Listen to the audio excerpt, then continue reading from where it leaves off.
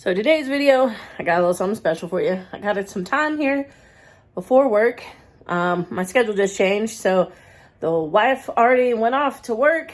I'm here at the house with some time to kill by myself, but before we get started, go ahead and give me a like, subscribe, ring the notification bell, show my page a little bit of love. I'm trying to really lean into the YouTube channel because I make videos all the time on my Instagram and my Facebook, and figured this platform would be a little bit better suited for what we're trying to do. So go ahead and give me a like, subscribe, ring the notification bell, and let me show you what you got going for today.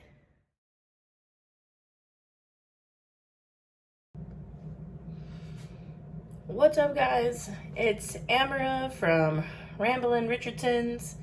It's a little dark in here. Hold on.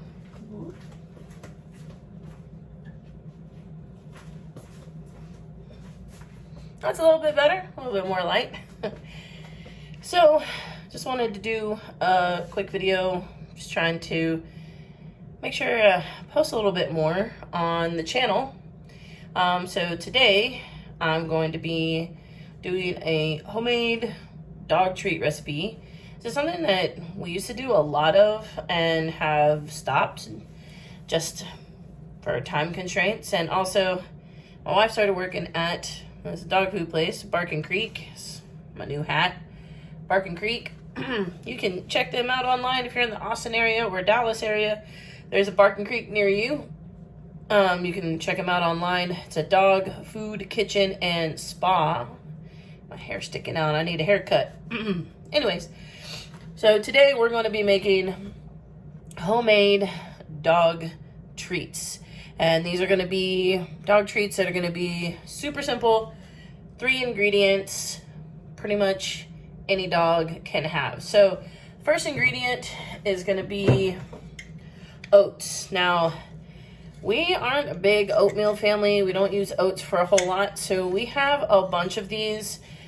We had, my in-laws were living with us for a little while, and they had gone down to the food pantry and gotten some oats. I mean, lots of it. So we have some left over from when they were here with us. So that's our first ingredient. Second ingredient is going to be some old bananas. I know everybody's got some old bananas that are just lying around getting brown.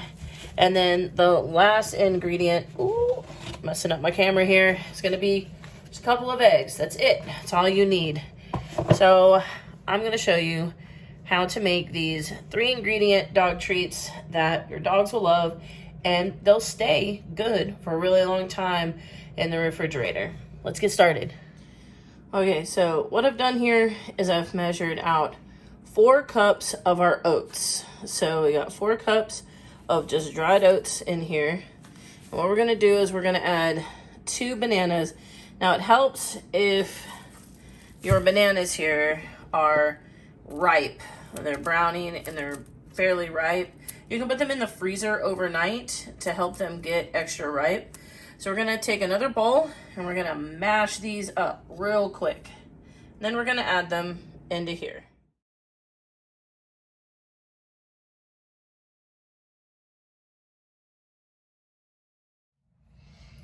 Just like that.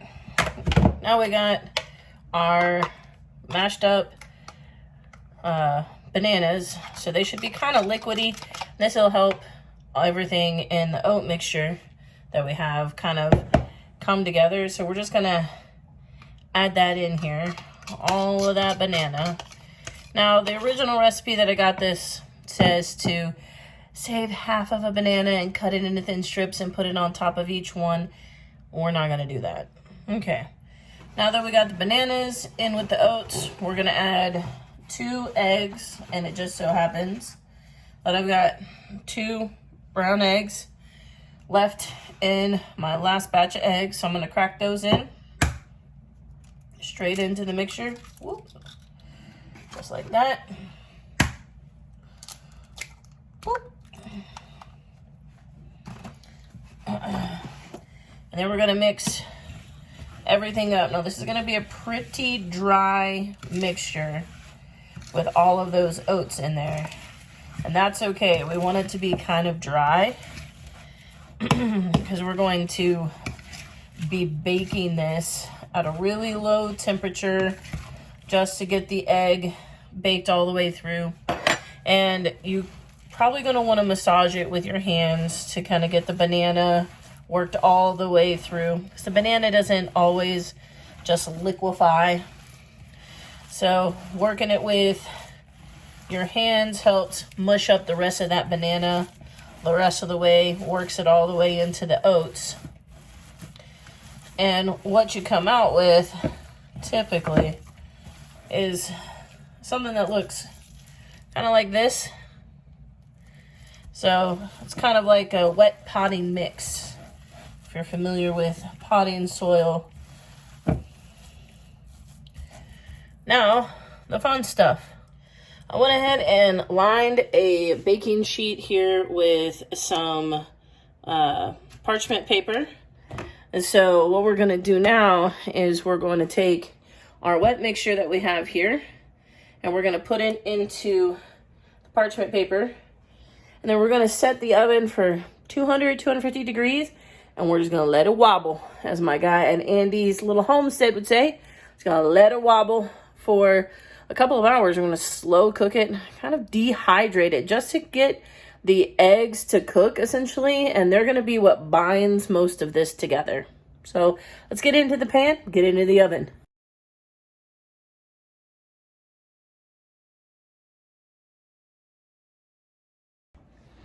That's really all there is to it. Just put it into a pan. Obviously, this pan is a little bit big for the thickness that we're going for, about like that. So I made it a little smaller than the pan. That'll be easier to get it out. And then once you're done, you're just gonna cut it up into pieces, or just break chunks off for your dogs, like that little dog right there, or that dog right there, or that dog right there, who's over there itching herself on the floor. Anyways, we're going to throw these into the oven about 250, 200 degrees, and we're going to let her wobble.